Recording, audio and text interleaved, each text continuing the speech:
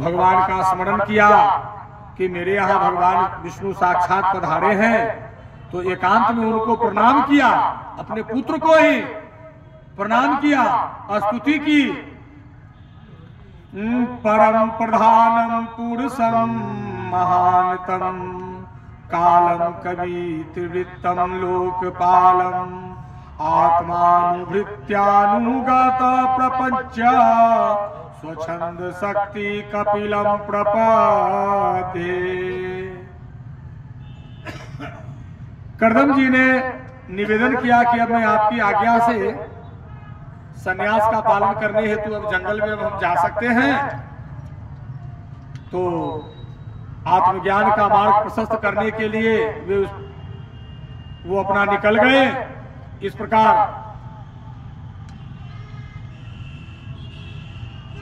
कर्दम जी ने कपिल भगवान की प्रदक्षिणा करके वन में चले गए। इधर कपिल जी भी अपनी माता देवहूति के साथ बिंदु सरोवर में रहने लगे। बिंदु सरोवर, 4 तरह के सरोवर बताए गए हैं शास्त्रों में भक्तजनों।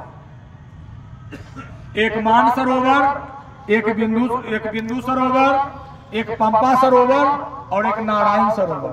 ये 4 सरोवर बताए गए हैं। तो वही बिंदु सरोवर जो गुजरात के कच्छ भुज में है, कर्दम ऋषि के संन्यास धर्म स्वीकार करने के बाद कपिल जी ने अपनी माता देवहूति को ज्ञान मार्ग, उपासना मार्ग और भक्ति मार्ग का उपदेश दिया। सांख्य शास्त्र के अनुसार 24 तत्वों का वर्णन कपिल जी ने किया है। इस बीच जीव के बंधन का कारण मन है। ये जीव माने पहले क्या? ब्रह्म, और बीच में जीव, और उसके बाद माया माने जगत, संसार।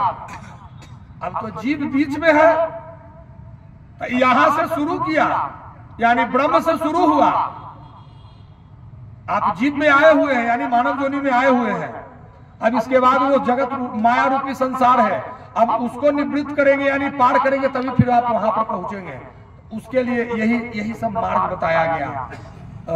भक्ति का मार्ग, ध्यान का मार्ग, योग का मार्ग। बंधुगण, ऐसे तो कहा यह गया है कि हो हरि अनंत, हरि अनंत, हरि कथा अनंता, कहीं सुनहि बहु विधि सब संता। राम सिया राम, सिया राम, जय जय राम। वो अनंत है,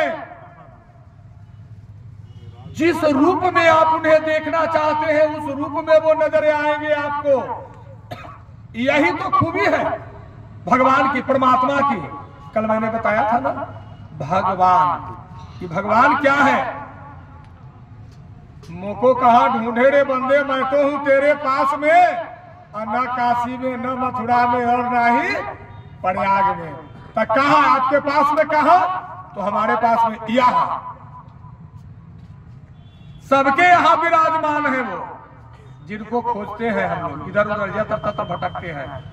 कल मैंने परिभाषा भी बताया था बंधुगण। भा यानी भूमि माने माटी, धरती। ग अर्थात गगन यानी आकाश। ब यानी वायु, हवा। अब पर आकार की मात्रा आ यानी आग, अग्नि, तेज, और न से फिर नीर, जल। भगवान गोस्वामी तुलसीदास जी ने भी रचित किया है। आज सब कहता है ये वो, बताइए कब कब का क्या कहा गया है कि क्षिति जल पावक गगन समीरा, पंच तत्व से यह बना शरीरा। तो प्रमाणित है, वेद भी, ग्रंथ भी सब प्रमाण किए हैं। इसीलिए तो अपने सनातन धर्म में बंधुवर बताया गया है कि अग्निदान संस्कार होता है, अग्नि संस्कार होता है मृत्यु के बाद। यह शरीर जो आपका, हमारा, इनका, उनका जो मिला है, यह 5 तत्वों से विधाता जो भगवान कहते हैं ना, ये यही सब रूप में आपके अंदर में भी विद्यमान है। तभी तो लोग कहते हैं कि जलने के बाद में राख बन के जमीन, मिट्टी में, माटी के शरीर माटी में चला गया, बोलते हैं ना।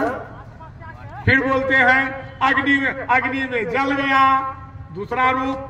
फिर क्या, हवा बन करके हवा बना, तीसरा, चौथा वायु माने वायुमंडल में, गगन में, अंतरिक्ष में चला गया।